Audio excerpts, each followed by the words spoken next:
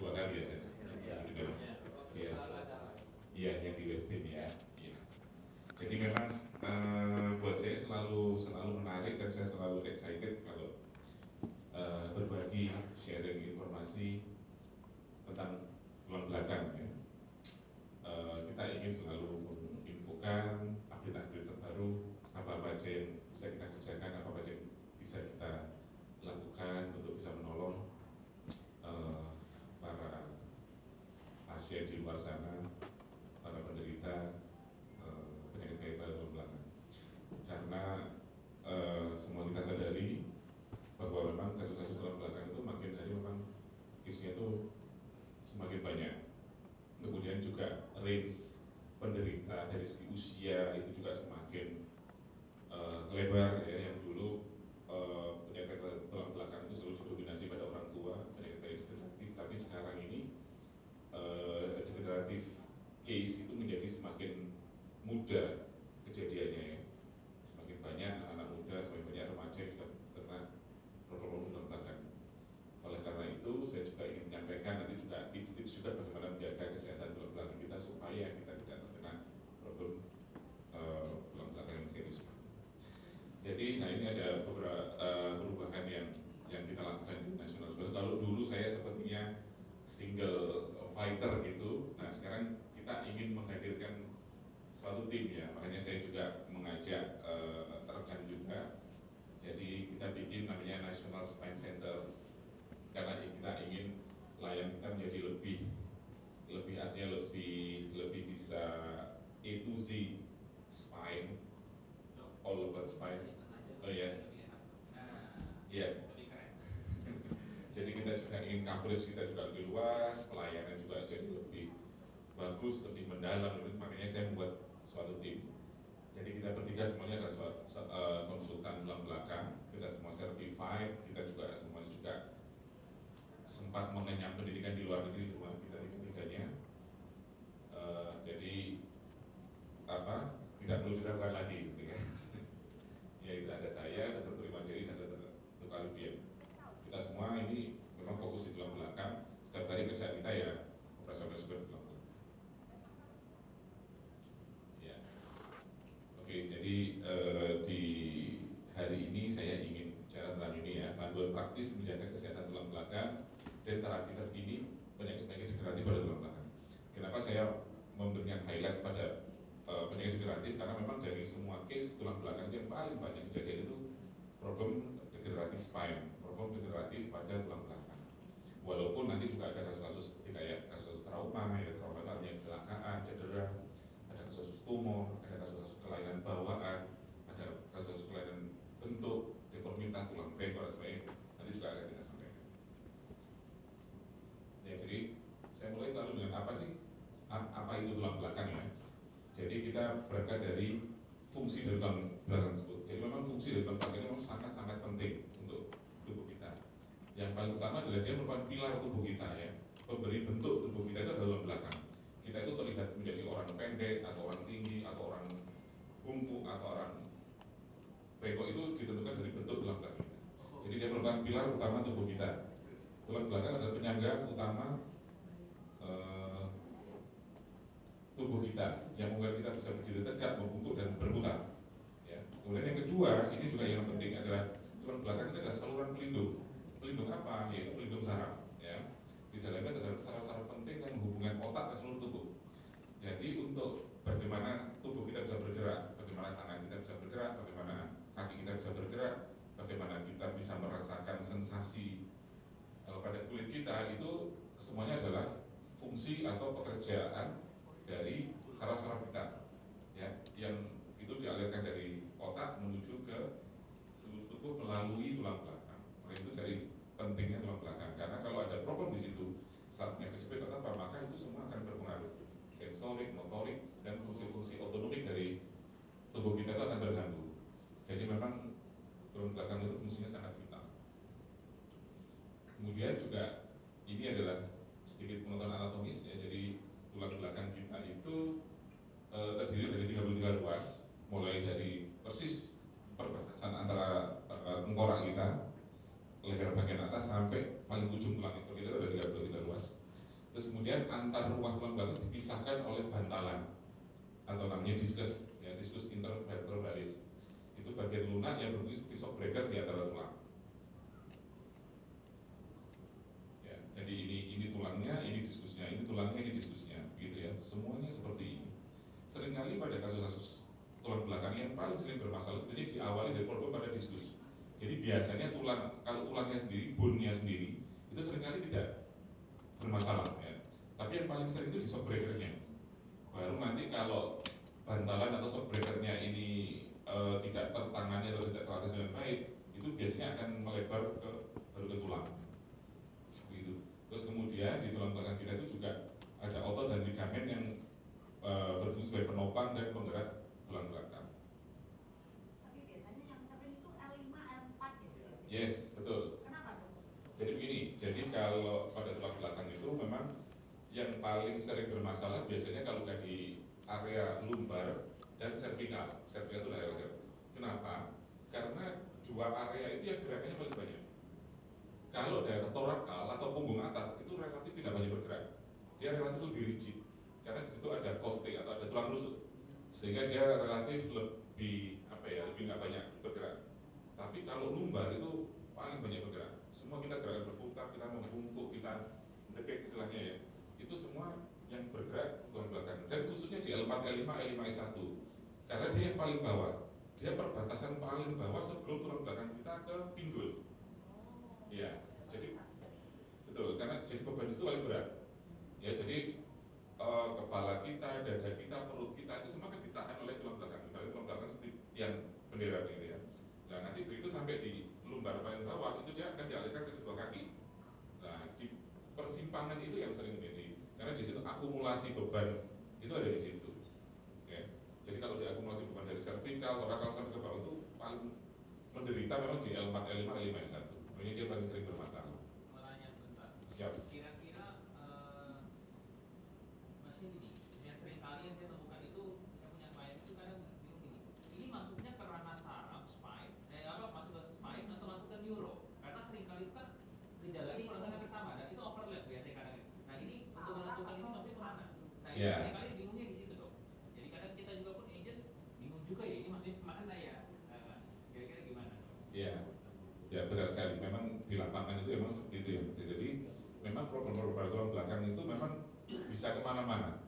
Bahkan kadang-kadang tidak hanya ke dokter tulang atau dokter saraf, kadang-kadang bisa sampai kadang-kadang pasien juga datang ke dokter penyakit dalam dan sebagainya kadang diperkirakan mungkin sakit yang lain begitu ya.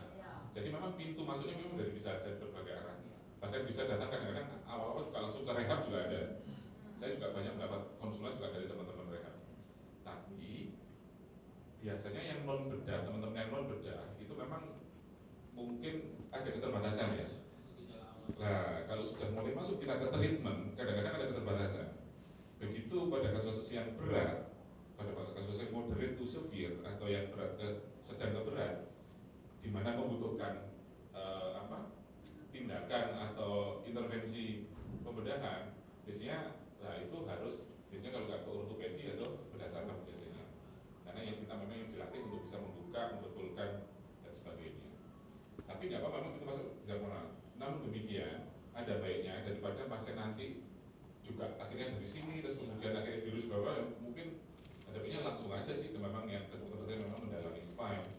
Karena kalau kita yang konsultan spine itu kita memang bisa melakukan intervensi mulai dari yang konservatifnya, mulai dari non bedahnya sampai mungkin pain intervention yang tengahnya, bahkan sampai ke operasi. Berarti kalau seperti itu mungkin kalau udah ranahnya ke bagian misalnya mungkin gerak atau misalnya kayak kesemutan, berarti kita bisa arahin masuk ke scan aja sebenarnya. Bisa. Apalagi pada kasus-kasus yang kronis istilahnya ya. Jadi kan ada back pain ya, back pain atau neck pain itu yang dianggap red flags tadi kita harus waspada. Itu bila nyerinya menetap lebih dari 6 minggu. Nah, jadi kalau cuma seminggu atau 2 minggu mungkin hanya kecapean bisa atau otot tekan bisa. Tapi kalau sudah sampai 6 minggu nggak ada perbaikan, karena mending kayak klien saya gitu dok, dia itu punya awalnya itu dia merasa biasa aja, kram dari pundak ke belakang. Terus akhirnya lama-lama itu dia itu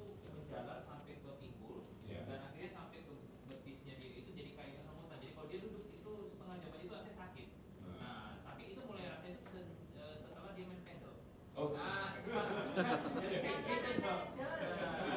Nah, kayak gitu dong. Jadi Iya, iya. ketika saya konsultasi, saya sempat tanyakan juga nih, karena saya ada kenal beberapa teman-teman dokter juga. Iya. Saya tanya ke bagian dokter saraf, saya sempat mikir, ini kayaknya lari ke saraf atau ke Spain ya, gitu loh. Saya tanya ke dokter saraf, dia bilang, oh ya itu konsultasi aja ke dokter saraf. Nah ini bicaranya seperti itu. Iya, iya, iya.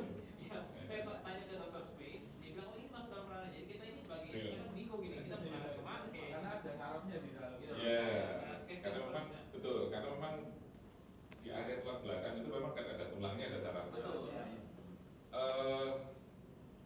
Sebenarnya monggo-monggo saja sih mau ke yang mana ya. Tapi memang lebih ke arah memang ke arahnya memang dibilang dia ke Spain, memang rata-rata memang larinya memang ke tulang katanya. Tulang, Seperti iya, itu. iya. Karena apalagi katanya dibilangnya apakah gejalanya ini mulai muncul semenjak main pedal? Iya iya main pedal kayak gitu. Jadi kan seperti itu. Dan memang Iya, ada iya. daerahnya itu ada penyempitan.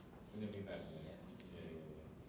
Nah, kalau ortopedi itu mungkin ya bukan karena saya orang ortopedi, tapi biasanya kalau ortopedi itu memang lebih ini ya, analisanya itu kadang-kadang tidak hanya kita melihatnya hanya just ya saraf kejepit, tapi biasanya kita analisa itu sampai ke biomekaniknya. Kita biasanya juga analisa bentuknya, kita juga menganalisa apa range of motion dari sendinya, kemampuan gerakannya, kemampuan otot-ototnya itu as a whole biasanya kita bisa ini kalau biasanya ortopedi. Tapi by the way, kalau saya sih sebenarnya monggo ke Seberapa impact itu orang main pedal dengan pengaruh tulang belakang? nah, memang akhir-akhir ini kayaknya kok jadi setelah ngetrennya pedal itu kok saya juga mulai banyak pasien-pasien kalau ya kalau kira-kira setengah tahun yang lalu itu banyak problemnya memang tenis elbow ya, siku banyak karena tapi sekarang sudah mulai ini. Beberapa saya tanya, kadang-kadang teman-teman yang main pedal itu mungkin menganggap pedal ini olahraga semi rekreasi. Kadang-kadang pemanasannya kurang. Nah itu, jadi kadang-kadang datang langsung hajar aja kayak gini-gini. Nah itu. Awalnya pada hasil yang ringan mungkin hanya otot yang over contracted aja, spasme otot. Tapi juga harus hati-hati pada tulang belakang yang lemah, pada bantalan yang lemah. Kadang-kadang dengan gerakan yang tiba-tiba itu bisa sedikit merobek bantalan, dan itu nanti bisa berujung-ujung akhirnya bisa ke HSP. Jadi kalau kita pelajari patofisiologi atau perjalanan penyakitnya HSP itu kan dikarenakan pada ada orang-orang yang memang membawa bakat bantalannya itu lemah. Iya, kadang-kadang saya juga heran. Ada pasien yang dulu dikatakan HSP itu lebih banyak pada orang gemuk gitu ya. Tapi sekarang itu saya lihat ini langsing. Saya pikir juga otot-ototnya juga kayaknya ini. Kok sudah kena HNP pada usia lebih muda lagi gitu. Ternyata memang usia 38 dok. Iya, 38 ya. Bahkan kadang-kadang sekarang under 30 itu sudah di bawah 30 tahun sudah kena. Tapi memang di ilmunya tulang belakang itu memang HNP itu bisa karena memang genetik. Jadi memang dia sudah membawa bakat lemah. Itu juga biasanya saya duduk cuman ini udah sakit. Apakah ada pengaruh dengan autoimun? Bisa jadi. Bisa juga, nah autoimun itu juga bisa juga memang jadi lebih cepat juga. Gejalanya kan ankylosing spondylitis, ini kan bisa jadi Iya AS, betul AS itu penyakit autoimun memang, ya bisa juga. Jadi memang banyak faktor, yang itu memang harus kita ini analisa sih. Artinya kadang-kadang masing-masing individu itu memang juga agak berbeda kekuatan. Ya. Nah, terus kemudian mengapa kesehatan tulang belakang menjadi sangat penting? Pertama karena dia itu mempengaruhi segala aktivitas ya, dari bagaimana kita duduk, bagaimana kita berjalan, mengangkat barang, bahkan kita tidur pun itu juga dipengaruhi oleh bentuk tulang belakang dan kesehatan tulang belakang. Yang kedua, bahwa tulang belakang adalah kunci mobilitas ya. Jadi dengan tulang belakang yang sehat mungkin kita bergerak bebas tanpa rasa sakit ya. Walaupun memang sendi-sendi seperti lutut, pinggul, ankle dan semua itu juga berpengaruh, tapi memang gerakan utama tubuh itu dari tulang belakang. Bagaimana kita berjalan, berdiri, berlari dan sebagainya itu tulang belakang. Kemudian yang ketiga, seperti yang tadi di muka adalah bahwa tulang belakang ini adalah juga punya fungsi proteksi, fungsi melindungi sistem saraf terutama ya. Jadi biasanya kalau ada problem pada tulang belakang, biasanya ujung-ujungnya nanti juga akan mempengaruhi sarafnya. Minimal sarafnya teriritasi, bahkan bisa kejepit, akhirnya berpengaruh terhadap fungsi sensoris, bahkan yang lebih nggak enak lagi motoriknya terganggu. penting seperti buang air kecil, buang air besar itu kalau kejepitnya di daerah lumbar itu bisa terjadi. Gitu ya. Nah, terus kemudian yang keempat adalah bahwa kenapa kita juga harus memberi perhatian yang lebih serius pada tulang belakang karena dia merupakan investasi jangka panjang ya, sehingga merawatnya sejak dini dapat mencegah masalah serius di masa tua. Seperti ini yang masalah-masalah yang paling sering terjadi ya, dari punggung bawah atau low back pain, terus kemudian HNP. HNP itu merupakan, saya selalu bilang bahwa di dunia itu secara statistik HNP itu yang adalah kasus terbanyak membuat seseorang itu harus operasi tulang belakang, itu paling sering kasusnya HNP. Terus kemudian yang ketiga pergeseran tulang itu pada kasus-kasus yang lebih late atau yang lebih lanjut itu bisa terjadi pergeseran karena adanya ketidakmampuan dari bantalan itu menahan beban. Terus kemudian skoliosis itu juga banyak. Terus kemudian problem pada leher ya banyak seperti tadi yang disampaikan, keluhan nyeri menjalar pada bahu, lengan, bahkan sampai tangan itu juga biasanya juga karena problem tulang belakang leher. Ya, Mbak. Kalau ini biasa sampai ke apa punggung belakang itu termasuk apa? Jadi dadanya sakit juga. Iya. Iya, iya. Nah, jadi Hati-hati itu kan. nah, ya ini memang nggak khas pada tulang belakang. Walaupun bisa juga problemnya di tulang belakang. Tapi kalau problemnya biasanya dari chest dulu, chest pain, nah biasanya kita coba cari ke organ-organ yang dekat dulu dengan dada. Bisa juga karena problem jantung juga bisa, problem paru-paru juga bisa. Bahkan ini yang sering hati-hati,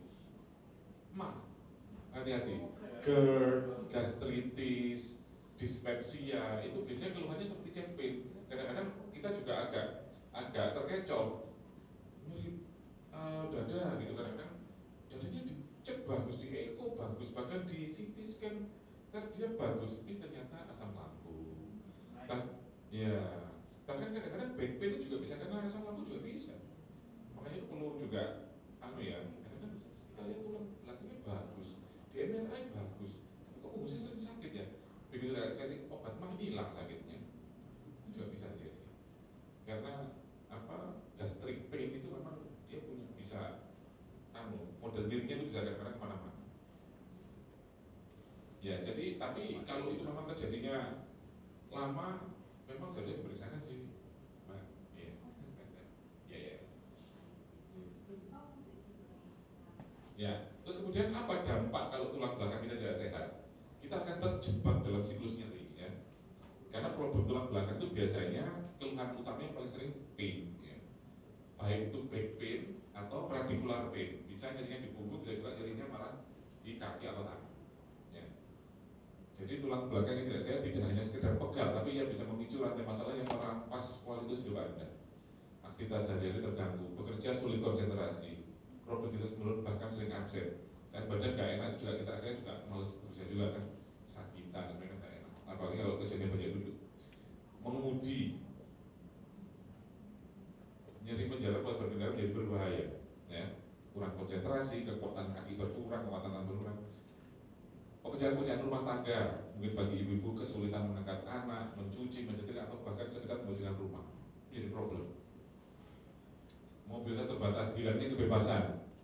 Ini kan tidak enak ya, jadi yang biasanya kita bisa jalan-jalan ke tetangga, berkunjung kemana-mana sebagainya jadi nggak bisa, ya. Naik turun tangga atau berdiri lama menjadi tantangan, ya. Bahkan mungkin kalau kita harus ke tempat ibadah menjadi nggak bisa, yang muslim jadi nggak bisa ke masjid, mungkin yang lain juga nggak bisa ke tempat ibadah, itu hanya gara-gara itu kan sangat mengganggu juga ya. Terus kemudian akhirnya jadi gaya hidup pasif. Jadi karena kita sakit tulang belakang, jadinya kita akan mengurangi aktivitas, jadi jarang keluar rumah, menghindari olahraga dan jalan-jalan karena takut nyeri yang justru memperparah kondisi. Kondisi ini membuat Anda terjebak dalam siklus nyeri yang sulit diputus. Terus kemudian ada juga dampak yang tidak terlihat, stres, finansial, dan hubungan sosial. Ya, kalau kita sakit itu kan pasti kita juga stres, nggak bisa senyum dan sebagainya. Ada kecemasan, khawatir tentang nyeri yang tak kunjung sembuh dan masa depan. Ya. Mood memburuk, orang sakit itu kan membuat mudah marah, frustasi dan sedih. Gangguan tidur, nyeri juga membuat tidak bisa menemukan posisi tidur yang nyaman, akhirnya menyebabkan kelelahan di pagi hari, akhirnya produktivitas menurun. Beban finansial, karena nyeri yang kronis, Biasanya kalau pada pengobatan ini kronis, ngira lama berminggu-minggu dan berbulan-bulan.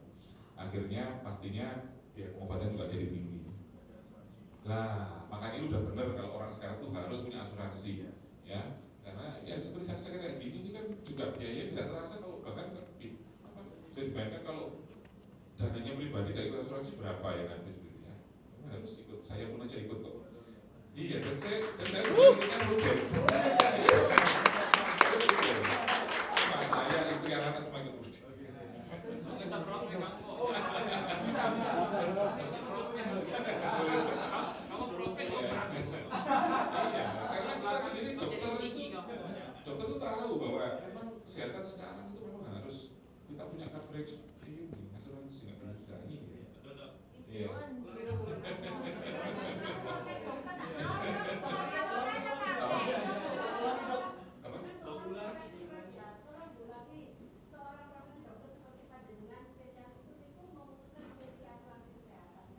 Iya betul. Jadi seperti yang saya bilang gini ya, ini salah satu contoh aja pada penyakit tulang belakang ya.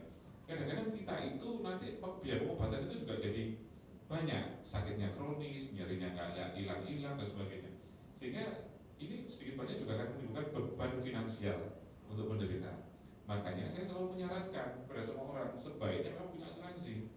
Karena seperti ini, biaya konsultasi dokter, fisioterapi itu bisa kadang seminggu bisa sampai 2-3 kali, obat-obatan, dan potensi biaya operasi yang tidak kecil. Nah, makanya kita semua harus punya asuransi. Saya aja punya, dan kebetulan saya punyanya prudent. Karena selama ini mungkin saya puas dengan prudent. Anak saya sakit, anak saya operasi, istri saya sakit itu prosesnya cepat, mudah, terus agent-agentnya itu juga cepat. Biar kalau saya telepon, ini anak saya sakit, udah dok, dokter tahu beres aja udah. Ngamar gimana berapa nanti saya beresin. Ya. Mantap.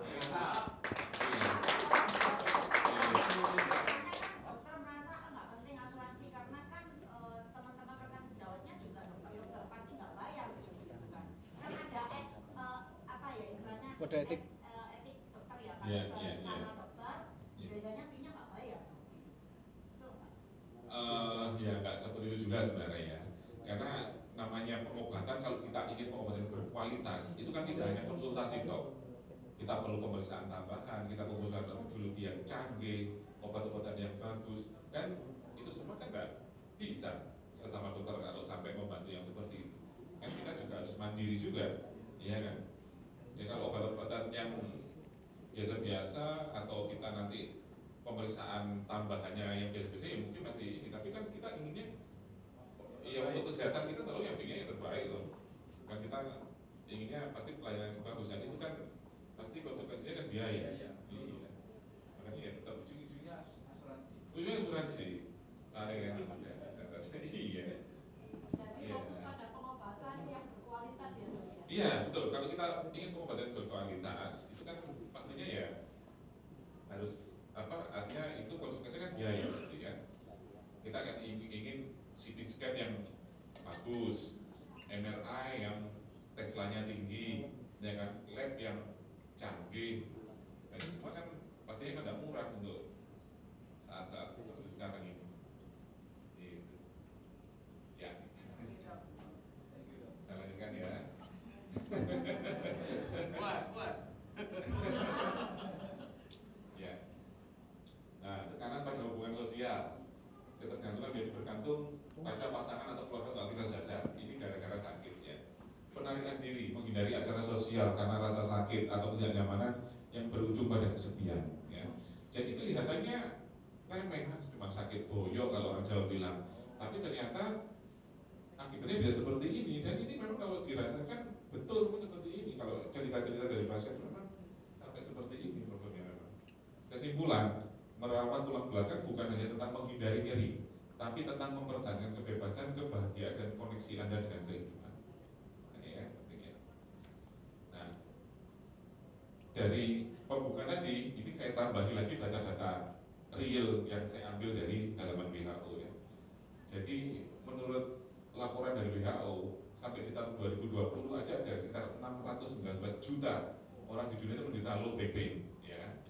Angka ini diproyeksikan meningkat menjadi sekitar 850-an juta pada sekitar tahun 2050 seiring dengan populasi menua dan gaya hidup yang semakin sedentary, ya. Memang lifestyle itu jadi problem. Kita ini di satu sisi kita dimudahkan sebenarnya dengan digitalisasi semuanya, tapi membuat kita kurang gerak.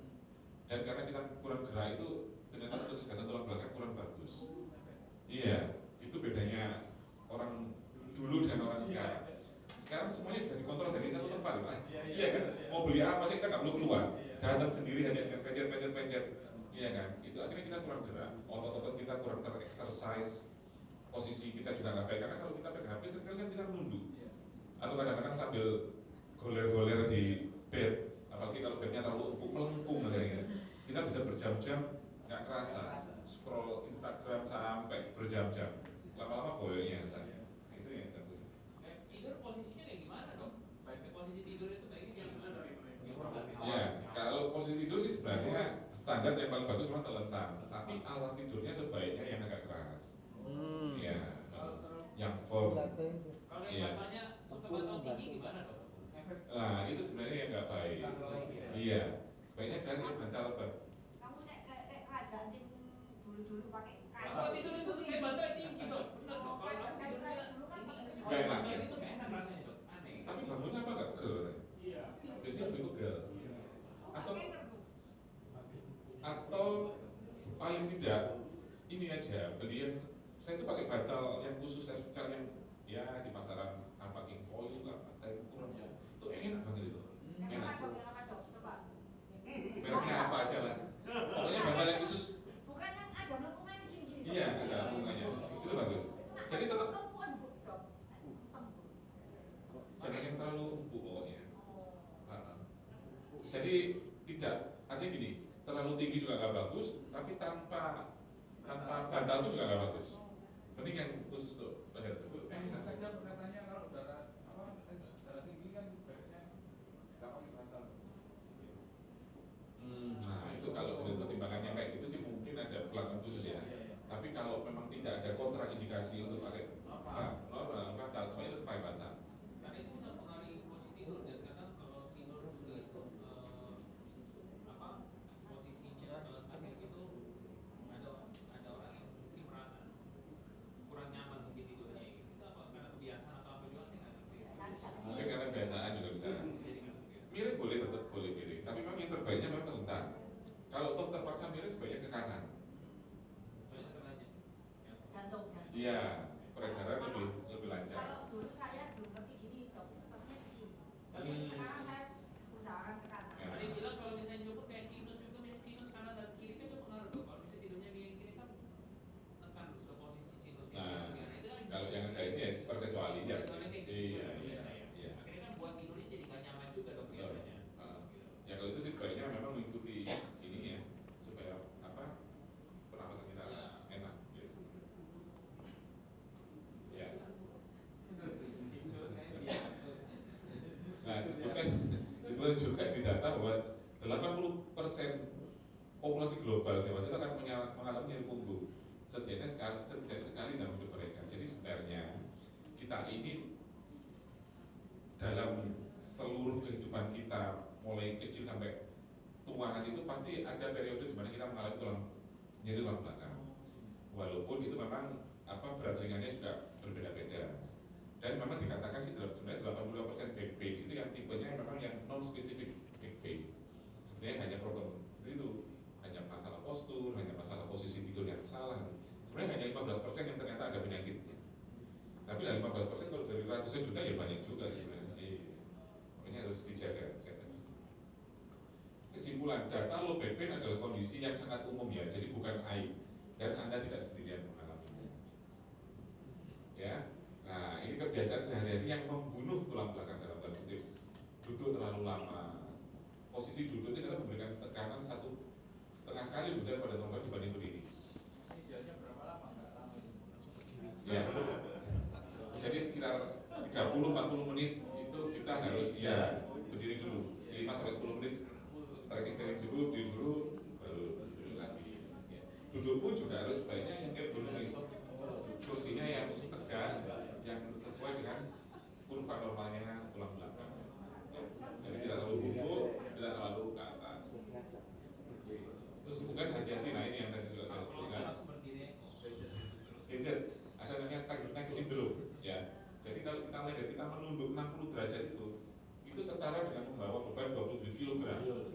Nah, bayangin ini ada penelitian. Nah, bayangin kalau kita menunduknya itu sampai 2 jam, 3 jam, kadang-kadang nggak kerasa. Nah, itu lama-lama kalah tuh bantalannya. Dan bebannya overload. Nggak kerasa, nah, ya. Membunuh kamu loh. Tidur dengan bantal dan kasur yang salah. Nah, ya tidak menyokong ke alam bawah. Yang ingin bisa kita kendalikan sebenarnya sih. Tidurnya pakai bantal kamu. Mengangkat beban dengan cara yang salah, membungkuk dari pinggang bukan dari lutut. Nah, ini juga hati-hati. Hati-hati obesitas ya. Setiap kelebihan 1 kg berat badan itu dapat memberikan tekanan tambahan 4 kg pada bantalan tulang belakang. Karena diakumulasi, kenapa? Lutut juga iya, tuh banyak. Iya, jadi banyak problem pengapuran pada lutut itu juga dipicu oleh obesitas. Olahraga juga. Olahraga. Pokoknya apapun obesitas tidak enak pokoknya. Sakit apapun. Ya. Jadi memang mulai sekarang nggak seperti Bu Sisi bagus. Iya, iya. Bariatrik, Dok. Kenapa? Bariatrik, Dok. Bariatrik di potong lambungnya. Kalau diisi itu nggak bisa, kalau diisi terus dibuang lagi deh. Kayaknya dikurangi volumenya lambungnya gitu.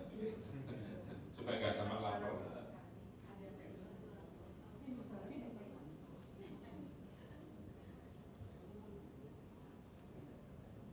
Ya. Tips cepat untuk tulang belakang yang sehat ya. Menjaga kesehatan tulang belakang dimulai bukan dari sesuatu yang sulit, tapi dimulai dari sesuatu yang sederhana yang sehari-hari kita lakukan. Postur duduk, nah itu yang pakai yang seperti yang hijau ya, seperti ini. Nah, kalau buku ini nggak bagus nih. Kita membungkuk kakinya naik, nah harusnya kakinya sejajar ya. Sandarkan punggung penuh, gunakan kursi yang memiliki lower back support, kaki menapak, pastikan seluruh tapak kaki menyentuh lantai. Lutut dan pinggul 90 derajat. Sejajar lantai. Layar komputer setinggi mata. Angka lain tidak benar. Istirahat setiap 30 menit berdiri, regangkan tubuh dan berjalan sebentar. 30 menit. Ya. 30 sampai 40 masih nggak apa-apa. Oke. Posisi tidur, nah ini seperti yang tadi saya sampaikan. Ini penting nih. Ini kurang bagus, ini juga enggak. Yang paling baik ini. Teman saya suka posisi. Miringnya juga begitu. Yang paling yang ini sejajar, ya. Pilih matras yang pas, ya. Ini terlalu soft, ini terlalu keras. Mending yang firm, yang sedang, ya. Kerasa kok sebenarnya kasur yang enak apa enggak itu kerasa. Iya, kerasa. Cara mengangkat barang, ya. Kalau ini kan tumpuannya di punggung, ini gampang sakit. Nah, harusnya seperti ini. Iya. Hati-hati juga dengan meluntir, twisting, ya. Mengangkat dengan wih itu, nah itu bisa juga. Iya. Membuat. Ya. Tapi kan olahraga disuruh twisting gini salah juga. Ya, pokoknya kan nggak ngangkat atau nggak iya. Dan pastikan juga bertahap ya. Nggak apa-apa sih Bu, kalau itu boleh, asal memang pemanasan terus juga dimulai dari yang pelan-pelan dulu. Ya. Olahraga tambahan berenang, jalan kaki, pilates, yoga oke, bersepeda. Ya. Jadi yoga itu bagus, pilates itu bagus untuk flexibility dan kekuatan otot juga. Core. Ya, stretching penting. Saya agak cepat sedikit ya. Nutrisi, ya. Jadi selain latihan, pola itu nutrisi juga penting. Jadi juga tidak, itu juga kurang sempurna juga kalau kita latihan olahraga tapi kita kurang protein. Ya, tetap makan harus bagus. Ya, nutrisi terutama protein, kalsium dan vitamin D. Hindari makanan yang memicu inflamasi, berlebihan gula, gorengan, yang merokok. Nah, ya. Benar enak ya. Ya.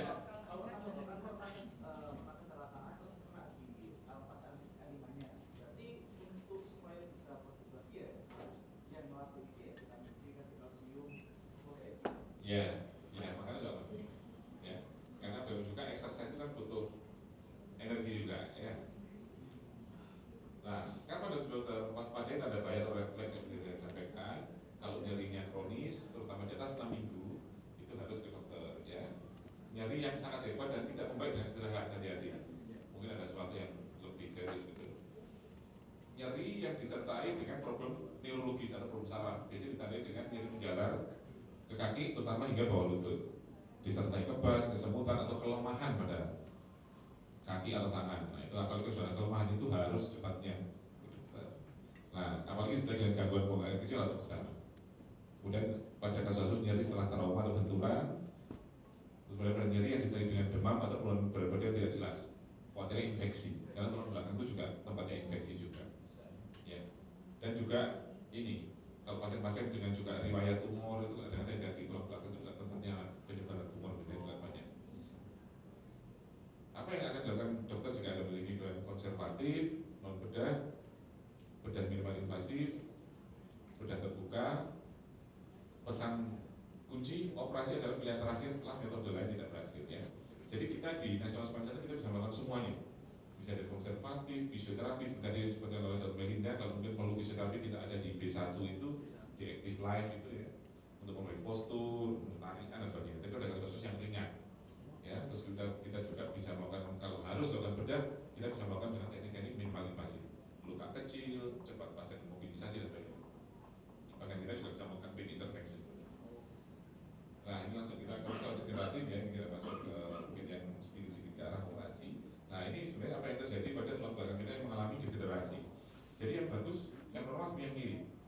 Tulang bantalannya tebal, warnanya cerah, bagus, tebal. Tapi pada yang mengalami masalah seperti ini, warnanya lebih menghitam, bentuknya juga tidak beraturan, ini sudah biasanya pasien mengeluh nyeri punggung yang seperti ini. Ya.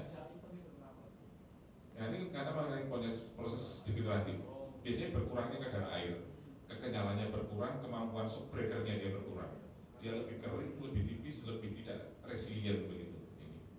Nah kalau di MRI gambarnya seperti ini, jadi biasanya putih ini menjadi black disc, namanya lebih hitam. Ini agak bagus. Ya. Kalau kita lihat juga di MRI potongan yang lain seperti ini, yang harusnya kanal spinalis atau lubangnya sarafnya harusnya gede, ini jadi sempit, spinal kanalnya menyempit. Karena terdesak oleh ligamentum flavum, sendi facet dan juga diskus yang menonjol. HNP seperti ini kira-kira ceritanya ya. Jadi normalnya itu bantalan atau diskus seperti ini, seperti telur ceplok ini, ada putihnya, ada kuningnya. Nah, pada HNP itu terjadi ada robekan kecil di dinding sehingga isinya ini keluar menjepit sarafnya. Nah, terus kemudian bagaimana treatmentnya? Pasti first line-nya kita hanya obat dulu, memperbaiki activity daily, memulai postur dan sebagainya, fisioterapi. Nah, step berikutnya bila tidak berhasil atau keluhannya menetap, baru kita pikirkan untuk surgery. Biasanya sebelum surgery itu ada tengahnya itu biasanya kita bisa coba juga pain management atau pain intervention. Ya ini kira-kira proses yang bisa dilakukan sebagai pencegahan. Apa? Iya, segmen boleh. Detail. Biasanya pelatih gym ngerti ya ini di sini. Ya, ini kalau pain intervention itu tengah-tengahnya. Jadi pada kasus yang ringan itu bisa kita coba pain intervention. Tapi kalau pasien datang sudah dalam keadaan yang berat, dikonfirmasi MRI-nya juga berat, saya rasa juga nggak perlu langsung operasi saja. Ya, itu bisa kita lakukan selective root block, kalau udah epidural block, satu joint block, macam-macam ya. Facet block, bisa pakai ultrasound seperti ini atau USG, bisa juga kalau saya biasanya pakai X-ray untuk ini melakukan modulasi pada sarafnya. Kapan harus operasi? Ya seperti tadi ya, ada herniated disc, ada degenerative, ada stenosis, spondylolisthesis dan sebagainya harus. Nah, terus kemudian bagaimana dengan operasinya itu sendiri? Ya, jadi secara umum ada dua pendekatan yang bisa digunakan pada operasi spine atau tulang belakang. Yang pertama yaitu tradisional open surgery. Jadi operasi-operasi konvensional ya, open surgery, dibelah, dibuka dan sebagainya ya. Kita melakukan open dekompresi atau kalau perlu pasang instrumentasi, pasang band dan sebagainya bisa juga kita lakukan. Yang kedua ada namanya minimally invasive spine surgery ya. Namanya juga minimally berarti semuanya minimal. Lukanya minimal, perdarahannya juga minimal, kerasannya juga minimal, dan cepat kembali ke aktivitas semula. Ngamar di rumah sakit juga cuma sebentar. Apa biasanya dikasih obat bius lokal? Nah, kalau sebenarnya tetap harus full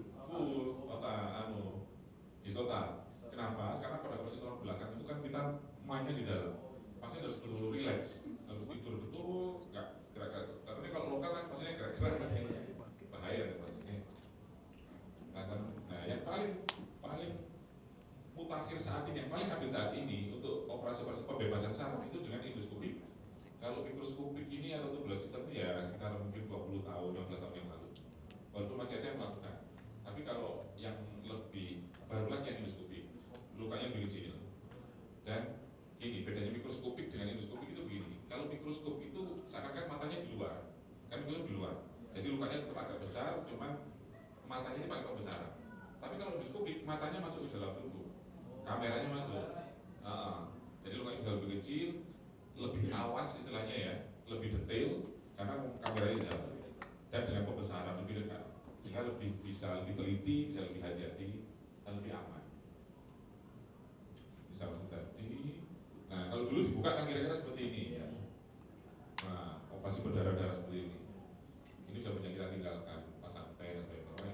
Pasang pen aja sekarang itu bisa dengan minimal invasif, irisan kecil juga bisa. Ya. Perkutanis istilahnya, perkutanis medical screw. Bedah minimal itu adalah suatu teknik bedah yang memiliki luka setnya kecil, kerusakan jaringan dan perdarahannya minimal. Dan ini yang paling enak, rasa nyeri pasca operasi minimal. Seperti yang tadi dokter Melia bilang, rata-rata pasien kita 1 hari pasca operasi udah jalan sudah iya. Ini kebetulan di seminggu kemarin saya ada di 2 minggu itu ada dua pasien juga yang saya lakukan endoskopik. Itu Senin operasi, Selasa sudah jalan, Rabu kaki pulang. Rata-rata begitu. Jadi cepat sekali dan langsung enak. Cuma mungkin saya tadi nggak sempat masukkan ini sih. Gambar apa videonya? Iya, langsung jalan terus saya video. Nah seperti ini ya, ada gambar ini untuk gambar belakang belakang, invasif. Ya, terutama untuk saraf itu paling enak dengan minum. Seperti ini kira-kira. Nah ini kalau kita harus masang pen itu juga tanpa buka, kita cukup pakai tower-tower ini sudah bisa masang pen. Nah bahkan kita nanti bisa lakukan navigasi dan ini nanti, nah ini saya nanti masih ini sedang proses ngobrol-ngobrol banyak sama Pak Picung, CEO-nya. Mungkin kita ke depan juga akan robotik. Kalau tadi Dr. Melina sudah bilang mungkin sekarang kita laparoskopik sudah bisa robotik ya untuk operasi perut. Nanti ke depan ini yang masih kita pikirkan, mungkin nanti ke depan juga spine pun juga akan kita bisa pakai robot. Ya, lebih canggih, lebih presisi. Kalau robot itu filosofinya precision. Karena semua dihitung oleh mesin, dihitung oleh robot. Akurat. Jadi nanti biasanya mainnya nanti kita CT scan pasiennya, CT scan kita masukkan ke modul ke komputer, dia akan ngitung sih.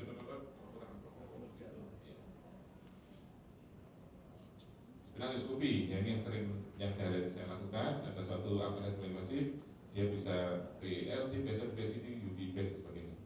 Teknik operasi dengan menggunakan scope atau kamera berukuran sangat kecil tapi beresolusi tinggi untuk mendekompresi atau membebaskan saraf belakang yang terjepit. Nah, operasi kira-kira seperti ini. Jadi kita sudah tidak membuka lagi, kita hanya lihat TV. Seperti itu, kita hanya masukkan scope kecil. Ini kan masif ini. Iya, masif. Spinal endoskopi istilahnya. Metode ini punya beberapa keunggulan, yaitu efektivitasnya tinggi, luka sayatannya sangat kecil, bahkan kurang dari 1 cm. Rata-rata skala 7-8 mili. Rasa nyeri pas operasi minimal, prosedur operasi lebih aman, length of stay atau lama tinggal di rumah sakitnya lebih singkat, bahkan bisa one day care. Pasien lebih cepat kembali ke aktivitas normal, kerusakan jaringan dan berat minimal dan tingkat kebahagiaan tinggi. Kenapa saya bilang tingkat kebahagiaan tinggi? Karena itu tadi lebih akurat, lebih awas, lebih detail gambarnya. Nah, kira-kira seperti ini yang sudah kita biasa lakukan tiap hari.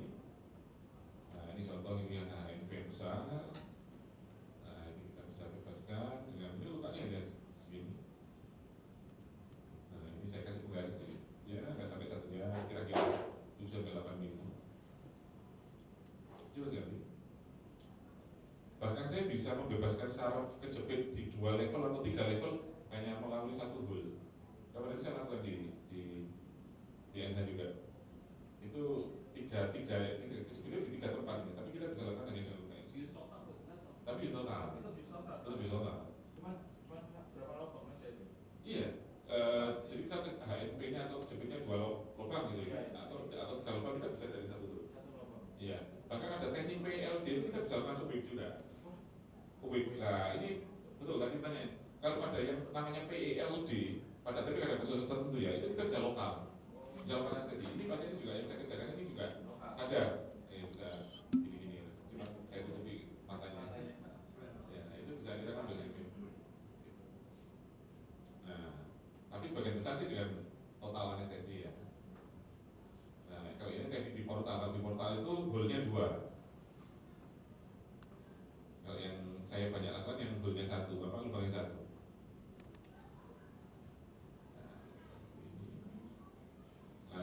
sarafnya itu betul-betul jelas seperti ini. Perdarahannya minimal tapi betul ini sarafnya sudah bebas, yang sudah dibebaskan seperti ini. Jadi bisa clear betul gitu. Sudah sampai bebas betul. Nah, perdarahannya juga nggak ada, minimal sekali. Nah ini yang bisa saya ajak ngobrol maksudnya. Padahal itu lagi di operasi pelan-pelan yang saya. Sangat sih. Nah ini ya.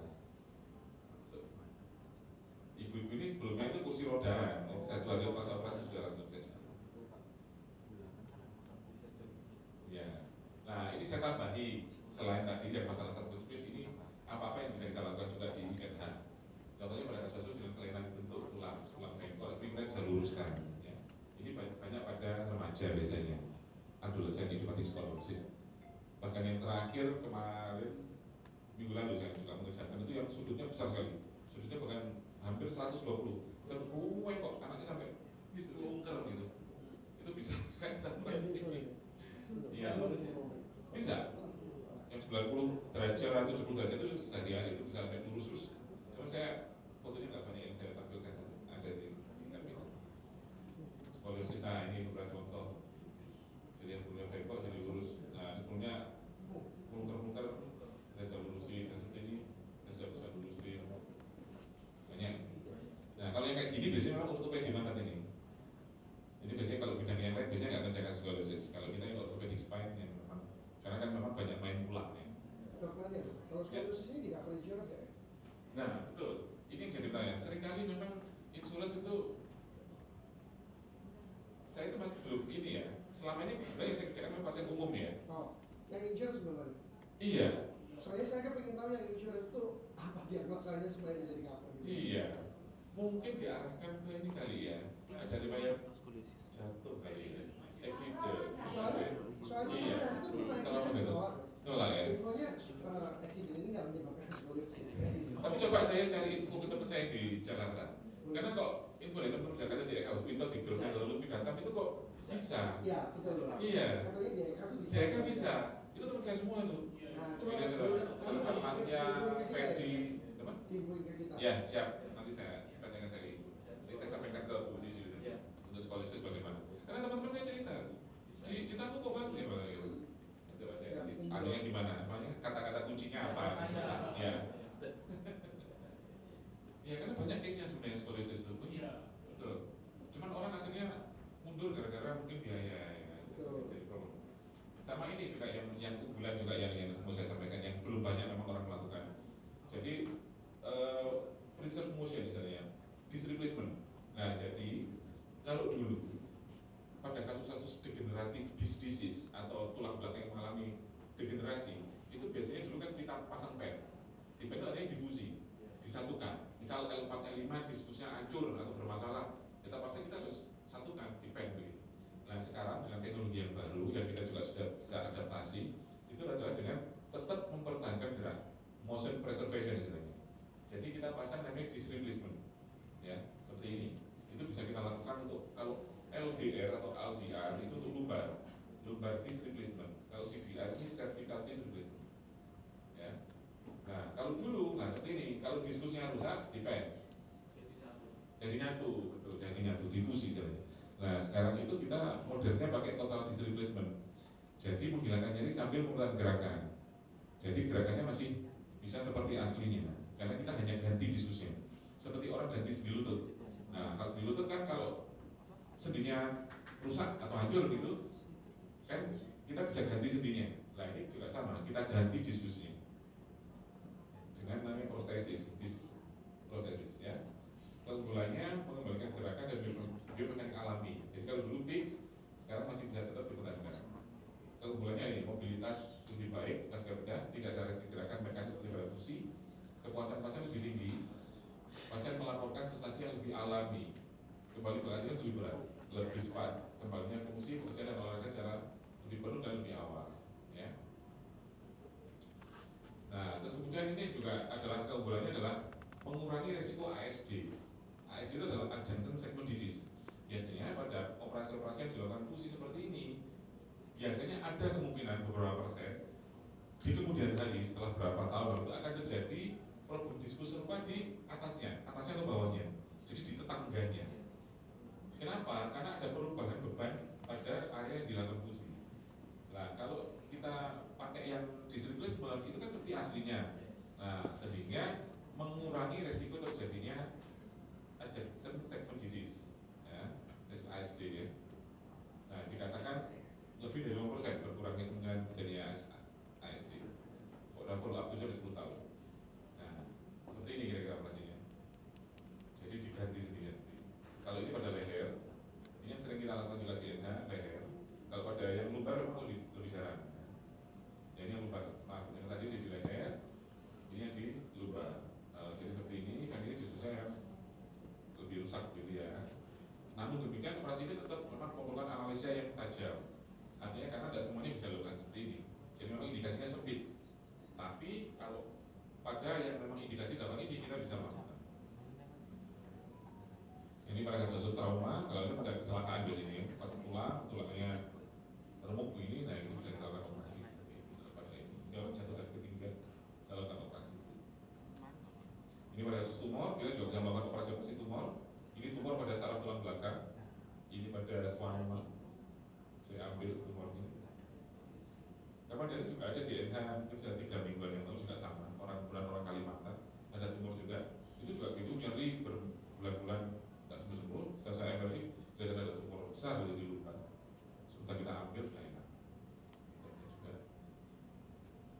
Nah, kesimpulan slide terakhir ya. Jadi kunci menjaga kesehatan tulang belakang, kita harus bergerak ya, harus movement ya. Hindari duduk lama, olahraga teratur. Postur, perbaiki cara duduk, berdiri, mengangkat dan tidur. Jangan lupa nutrisi, berat badan jaga ideal. Kemudian dengan tubuh, jangan abaikan sinyal nyeri yang diberikan oleh tubuh ya. Karena sebenarnya nyeri itu adalah alarm. Berarti kalau kita nyeri berarti ada masalah ya. Terima kasih.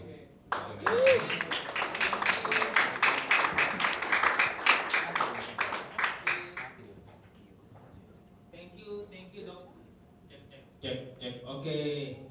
Kalau teman-teman ada pertanyaan boleh dong beri aplaus dong. Dokter ya.